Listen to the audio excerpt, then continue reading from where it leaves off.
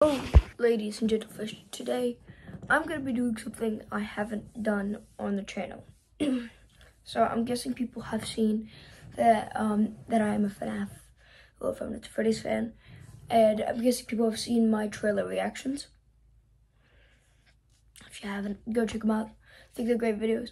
But we are now, I think, 3 or 2 days. I'm not sure if it releases on the 27th or the 26th. I'm not sure, but I'm watching it in 3 days. Away from the FNAF movie, and I would like to theorize a little bit. Now, this is something I've never done, so I doubt I'm gonna be good at it, but we're going to try. So, I went back. I've seen the new 9-minute video, and it looks fantastic.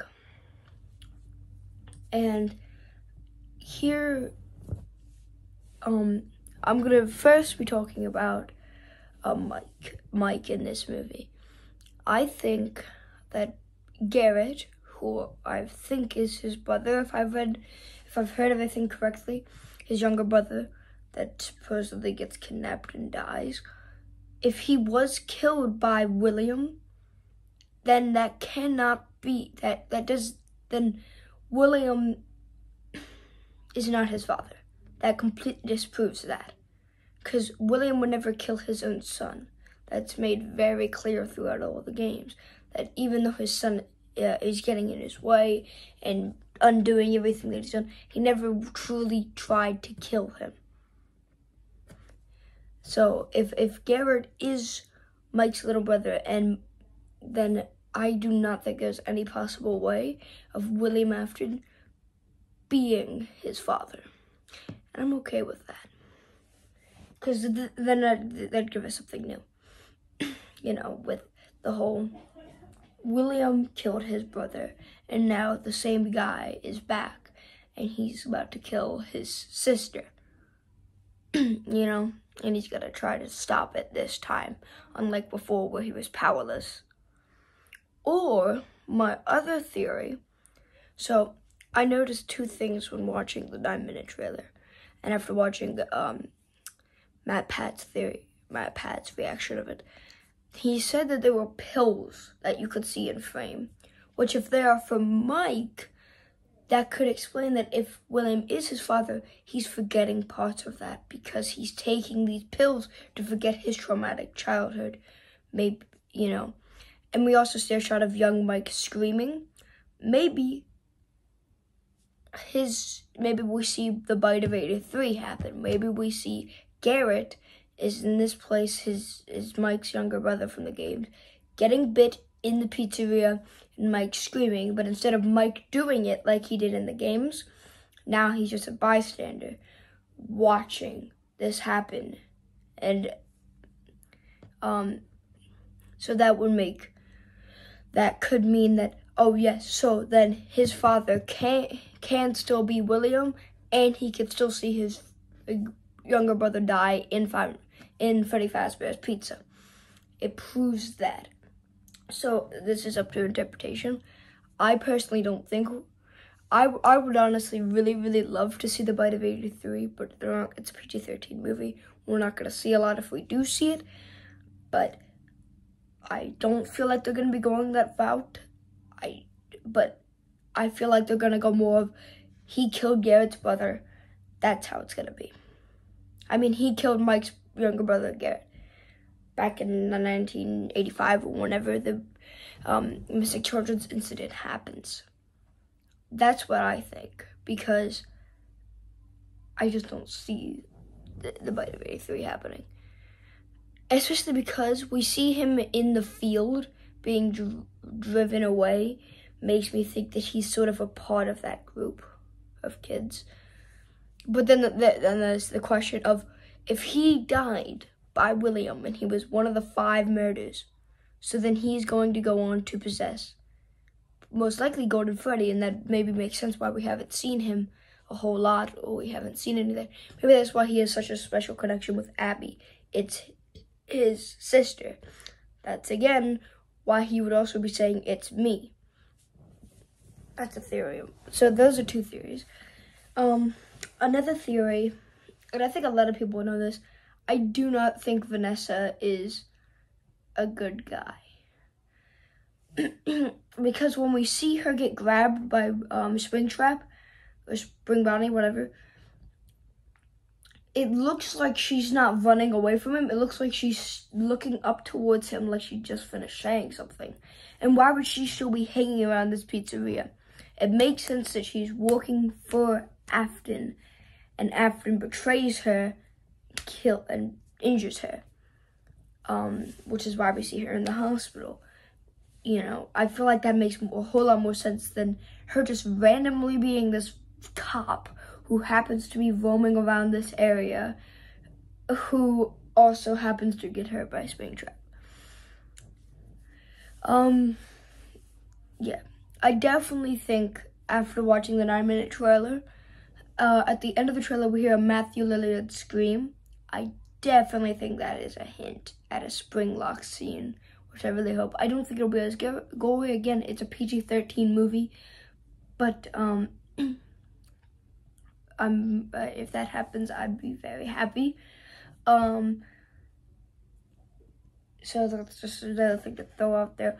I don't know why Shadow Freddy appeared. That's something that completely caught me off guard when watching the 9-minute trailer. But I believe Emma, I don't remember her last name, the director of the FNAF movie, specified that there was a secret character, and I think it's pretty much well known. But I've seen a whole lot of different theories about who it could be. But I heard the voice actors that are giving it away. I haven't looked into any of that. I think it's the puppet, just off of like gut, because you gotta have the puppet. You know, he's one of the main guys. Well, she's one of the main girls of the entire FNAF series. She is the one that gave them all life. You know, so I feel like having her is a must. So I definitely feel like we're gonna get a little scene of the puppet. I heard there's a post-credit scene, and what I'm thinking that post-credit scene will be is, here's how I think the movie will be structured. You get night 1, whatever. The animatronics are the main threat until like night 4 or something, when Springtrap appears, or night 5 and Springtrap appears, and he's ready to kill and he's on the hunt. And eventually, he will get springlocked. I'm guessing Mike will do this accidentally. We see in Silver Eyes, Charlie accidentally do it. I believe her name is. Yeah. She pushes back William, causing the one springlock to snap, and then all the other ones. I feel like something like that's going to happen with Mike. I feel like Springtrap's going to be right next to him, and he's going to do something, make a quick action, and Springtrap's gonna get springlocked. And I think in the post-credit scene, we'll see somebody coming to find him, or him getting out of that wall. I know there's a female villain. I'm pretty sure her name was revealed to be Mike's aunt. And I've heard theories about how Mike's aunt could be working with Afton, and I think that's what it's doing. I've also heard about the whole Morse code, help intruders, please send food and water. At first, when I first heard that, I thought, oh, it's William. But then why would he need food and water? I'm thinking more of it's Mike's aunt, who is working with William, found William in the wall, broke him out, realized he's inside the suit, and because she needed some corporate way to get, him help, instead of just, oh my goodness, there's a guy trapped in our walls who's bloody and sprung locked, and she said help intruders, just as like a lie to get him food and water. I don't know why she wouldn't ask for medical supplies. Maybe she knows how to do medical, maybe she has medical supplies, but that could be an interpretation of it. That's just really confusing to me. But I feel like if they're gonna go anywhere with that help intruders crap, it's going to be somebody finding William and calling Fazbear, like, help, we need this, and just lying so that they could get that stuff. Because if they say there's a bloody man, because they have to avoid lawsuits. And I think that's something Matt Pat said during his FNAF final timeline or whatever, that when Henry sees him locked in the walls, he leaves him, not only out of hate, but because they don't have, they 5 children were missing, if you count Charlotte. That's another one, you know, maybe even 5 more if you, I don't know exactly, but maybe even 5 more, the death of William's son, you know, you have all of these big problems, and so many problems and bad things arising here. Why would they say, oh my God, there's been another death, somebody's bloodied up in the back, inside of a wall? They wouldn't say that for corporate reasons at all. During it, Matt Pat pointed out how maybe William is pointing to himself when he's talking about that owner is quite a sincere guy and stuff like that. Or when the girl is like, oh, he's the smart engineer. But when William says, oh, he's a sincere guy or some crap, he chuckles, pauses. I think he's not mentioning himself. I feel like he is mentioning Henry. Because I don't think William is the owner at this point. He was a guy who was framed for the murder. Well, he wasn't framed, but he was a high suspect in the murder of the missing children. Then he leaves for like until what, 1993 or whatever. He leaves, completely leaves town, and then he comes back under a new name.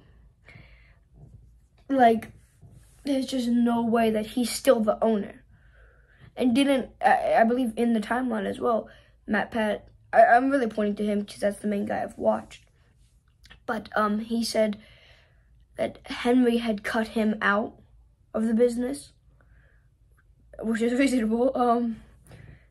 But yeah, so if Henry did that, then William is no longer in charge. I think it's more of William being like, he's a sincere guy, because when he murdered his daughter, Henry got very sad, was very depressed, went into his studies, just like William did when his son died. And eventually, I guess he makes a robot version of his own daughter, you know? And a robotics engineer, William was always the guy that started it off, right? The family friendly dude, well, at the beginning anyway. Well, Henry was the robotics dude. He was intelligent, smart, thinking he was the genius, not William. William eventually became one, but he wasn't in the beginning. So I feel like the lady was also more talking about Henry than William. So I feel like there is a universe where maybe the secret character isn't the puppet, but it's Henry, who is there, and maybe he's the one that's, maybe we see a post-credit scene of him boarding up William behind a wall, you know? There's 1,000 things that could be done. But those are just some of my personal theories and takes about this story. Again, this is my first time doing this, so I doubt that any of them are that close to what's going to happen in the movie, but I can only hope. And if you guys do enjoy this stuff, I'd really like to do more theorizing. I feel like it's really fun. Sorry for my mispronunciation of it. But yeah, I'd really like to do more theorizing.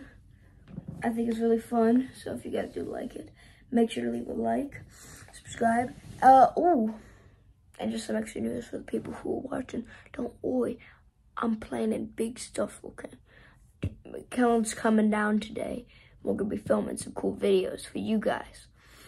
Anyway, I didn't even realize my FNAF poster is in frame. I just bought that. And my Heath. Five Nights at Freddy's. Anyway, see ya.